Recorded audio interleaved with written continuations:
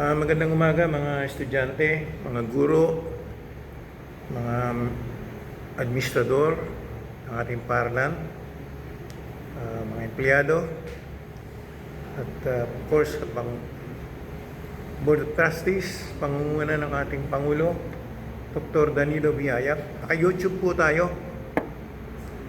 Ganon din nakikinig sa atin ang mga pamilya sa labas, ni Umali, and ni Valeriano and Nilet families, all our relatives and friends, and also all my friends in Facebook, more than 5,000 of them. Also our brothers and sisters in Christ in several churches all over the world. Members of my family, my wife, children, grandchildren, all our relatives and friends. Of course, our daughter Grace in the US with Edwin. By the way, again, I am your host,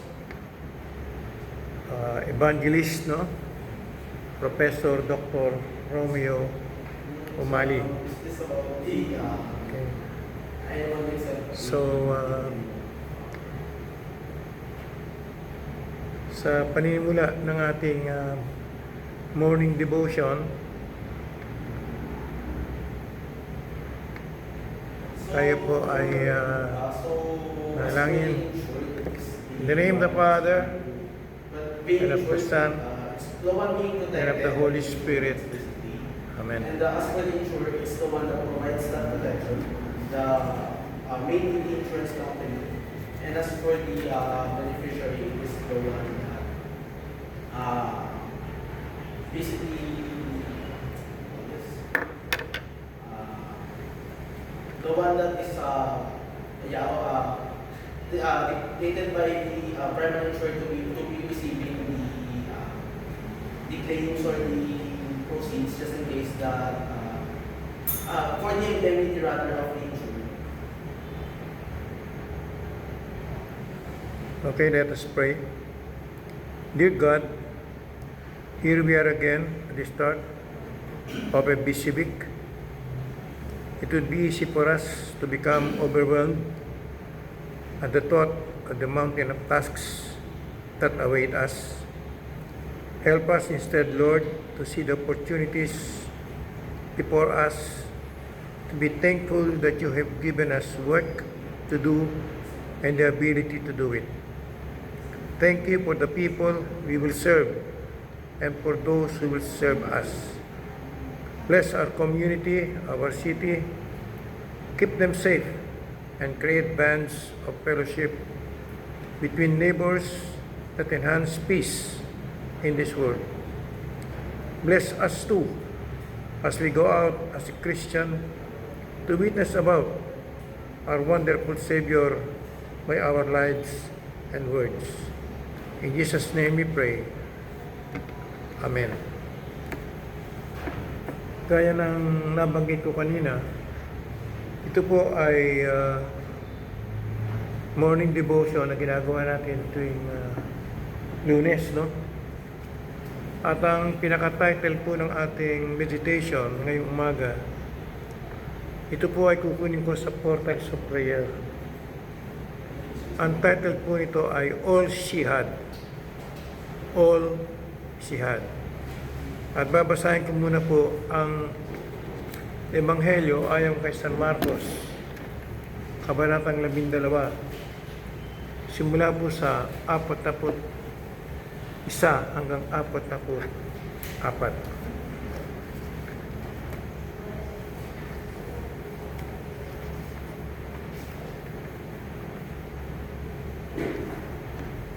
Ang pamagat po nito ay ang kaloob ng biyuda. Naupo si Jesus sa tapat ng hulugan ng mga kaloob sa templo at pinagmasdan ang mga naguhulog ng salapi. Napansin niyang maraming mayayamang ang naguhulog ng malalaking halaga. Lumapit naman ang isang biyudang dukha at naghulog ng 2 salaping tanso. Tinawag ni Jesus ang kanyang mga alagad at sinabi sa kanila, sinasabi ko sa inyo, ang inihandog ng biyudang iyon ay higit na marami kaysa sa inihulog nilang lahat. Sapagkat ang lahat ay nagkakaloob ng bahagi lamang ng kanilang kayamanan.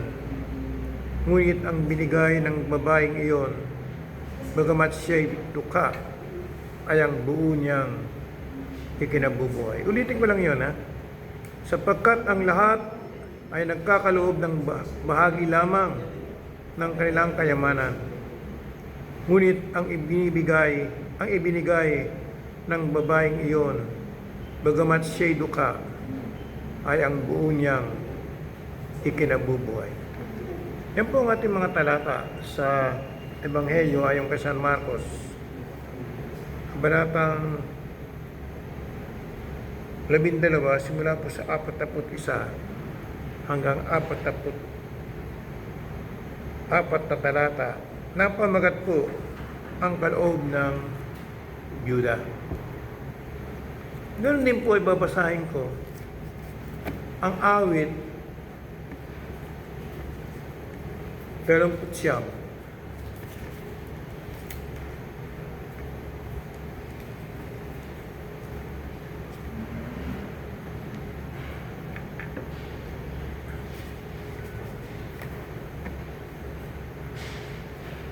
Okay? 28. Ito po'y panalangin upang tulungan ng Diyos. Panalangin upang tulungan ng Diyos. Tagapagtanggol kong Yahweh, ako'y nananawagan. Sana iyong pakinggan itong aking karaingan. Kung katugunan ay hindi mo ibibigay, para na rin akong nasa daigdig ng mga patay. Pakinggan mo sana ang paghingi ko ng saklolo kapag tinataas ang kamay ko sa iyong banal na templo. Huwag mo akong ibilang sa mga masasama na pawang kalikuan ang mga ginagawa. Kung magsalita'y parang mangkaibigan, ngunit sa puso may pagkamuhing taglay. Parusahan mo sila sa kanilang ginagawa, sapagkat mga gawa nila'y pawang masasama. Parusa sa kanila'y iyong igawad, ibigay sa kanila ang hatol na dapat. May gawa, mga gawa ni Yahweh ay hindi na pinapansin. Mabuti niyang gaway, ayaw intindihin. Kaya't sila'y kanyang pupuksain at hindi na muling pababangunin. Si Yahweh ay dapat purihin. Diniin niya ang aking mga daing. Si Yahweh ang lakas ko at kalasag. Tiwala ko'y sa kanya'y nakalaga. Tinutulungan niya ako at pinasasaya. Sa awiti, pinasasalamatan ko siya. Iniingatin ni Yahweh ang kanyang sambayanan. Siya ang kanlungan ng kanyang haring hinirang. Iligtas mo, Yahweh, ang iyong bayan. Ang mga sa iyo ay iyong basbasan. Alagaan mo sila magpakailanman tulad ng pastol sa kanyang kawan.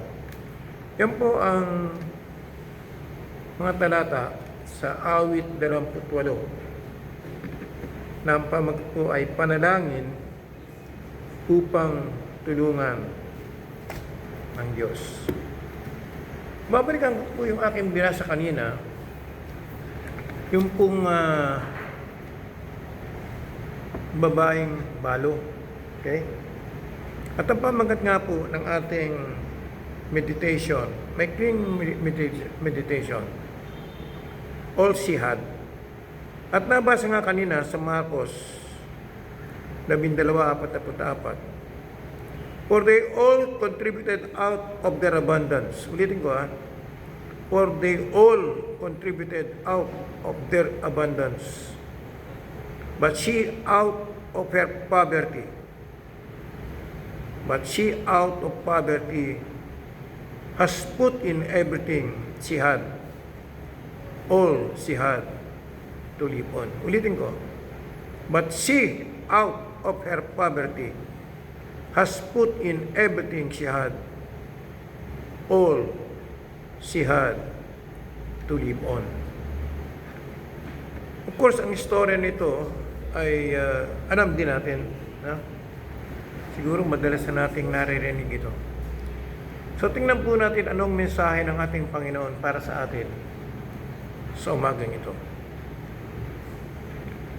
Sabi nga rito, I've always wondered if the widow in today's reading, yung pong aking binasa kanina, heard what Jesus said about her.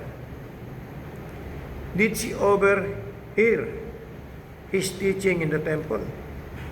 Did she ever come to know the Savior who had noticed her small act of faith among the hustle and bustle of the treasury? Whoever she was, and wherever she went, after putting her last coins in offering box, she lives on in Scripture her last coins as an example for us of what it looks like to offer one's whole life to God. Yun ang katanungan sa atin, no? Ibinibigay ba natin sa ating Panginoong Diyos ang ating buong buhay? Kasi nga dito sa binasa kanina, yung balo, she offered everything that she had. No? Yun lang kasi ikabubuhay niya eh. Yung kanyang coins. Pero ibinigay niya ang lahat ng kanyang coins, bagamat kaunti lang, maliit. Sabi ni Jesus Christ, she offered her whole life to God.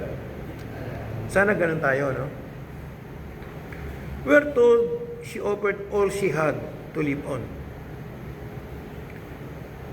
It makes us want to weep with shame for the times we fought against sharing just the tiniest bit from our overabundance of time, talents, and treasure. Nare-realize ba natin yan? We have the abundance of time. Marami tayong panahon. Okay? Talents. Marami din tayo mga biyaya ng Panginoon na binigay sa atin, mga talents natin, no? And treasures. Kayamanan. Marami din binigay sa atin ng Panginoon, treasures. So we are abundant in terms of time, talents, and treasures.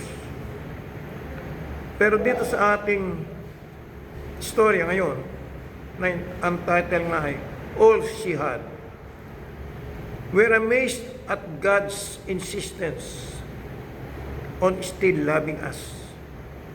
The selfish one who doesn't want to share even the tiniest bit. Sana hindi tayo yun. Maramo tayo, di ba? Maramo tayo sa ating panahon.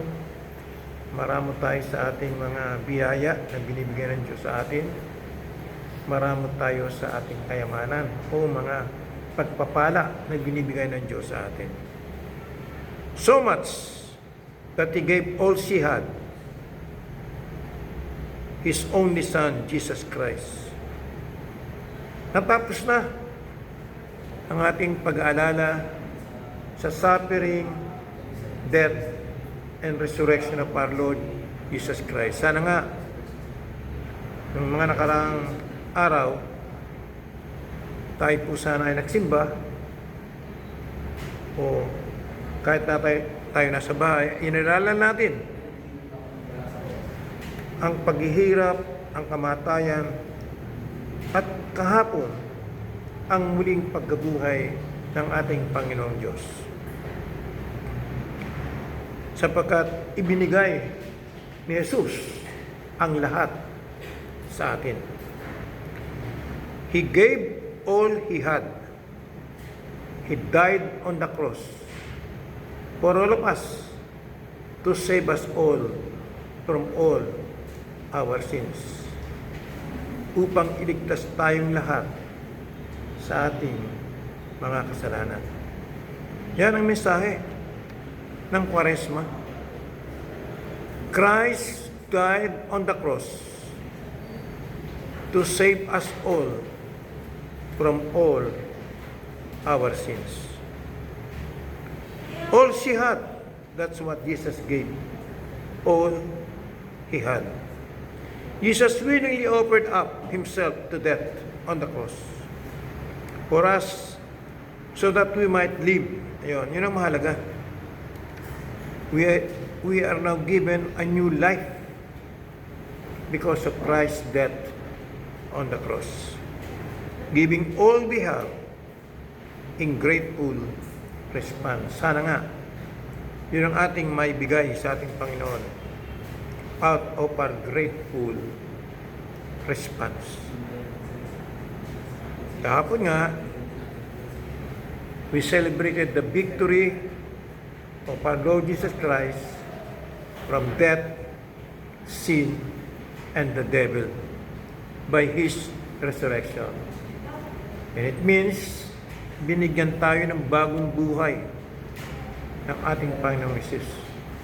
Iniligtas tayo sa lahat ng ating kasalanan, kamatayan, at dadalhin niya tayo sa langit tungo sa buhay na walang hanggan. Okay, let us pray. Jesus, may we offer our whole lives to you in grateful thanksgiving for all that you have done for us. Amen.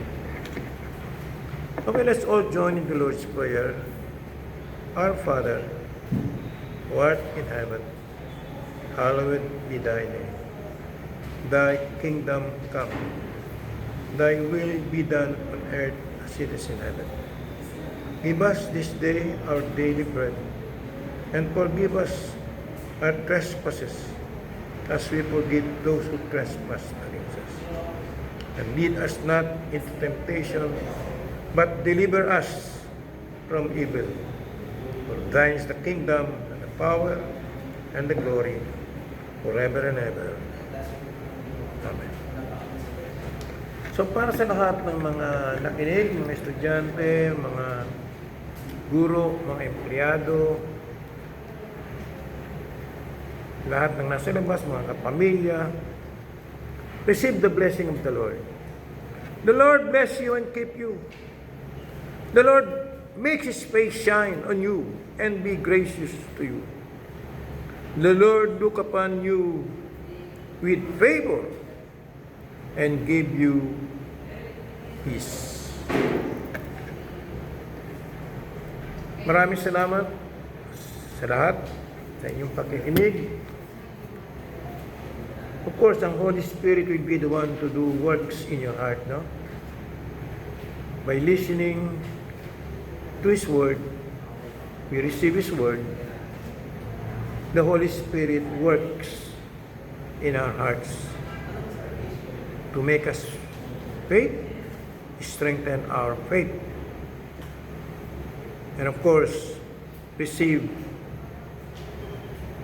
life, forgiveness, and salvation through the suffering and death and the resurrection of our Lord Jesus Christ. Thank you. Sana magkasama tayong muli sa Lunes. Every Monday kasi ang ating morning devotion dito po. God bless us all.